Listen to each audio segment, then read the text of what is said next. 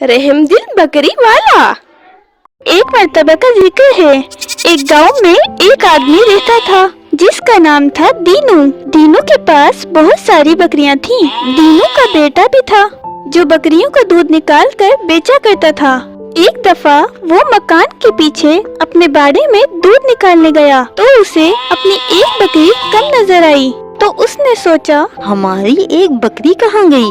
मुझे लगता है जरूर यहाँ किसी ने चोरी की है। तो उसने फौरन जाकर अपने बाप दीनू को सारी बात बता दी। अब्बा अब्बा, हमारे बाड़े से एक बकरी गायब हो गई है।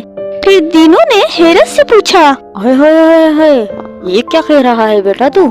अचानक दीनू के बेटे का ध्यान चाचा नूरे की तरफ गया जो उन्हीं का पड़ोसी था। तो उसने शक का इजहार अपने बाबा दीनू से किया, लेकिन दीनू ने अपने बेटे को डांट दिया और कहा, अरे अरे बेटा, ये बहुत बुरी बात है।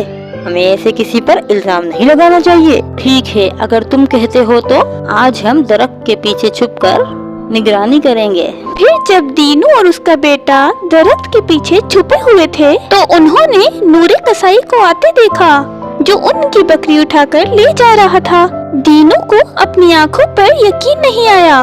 उसने नूरे को आवाज दी, अरे अरे नूरे, नूरे रुको जरा। और नूरे कसाई के पास गया और करीब जाकर नूरे कसाई से कहा, नूरे, ऐसी क्या बात हुई कि जो तुम चोरी करने लगे? नूरे कसाई ने जवाब दिया, दीनू भाई, मुझे माफ कर दे। जानवरों में बीमारी फैलने की वजह से मेरा कारोबार बिल्कुल बंद हो गया है और मेरी माँ घर पर बीमार पड़ी है। फिर दीनू ने कहा, नूरे, अगर तुम्हारी माँ बीमार थी तो तुम मुझसे कह सकते थे। तुम्हें चोरी करने की क्या जरूरत थी? अब तुम्हारी सजा ये है कि तुम सुबह से शाम तक मेरे बेटे के साथ बकरियां चराओगे।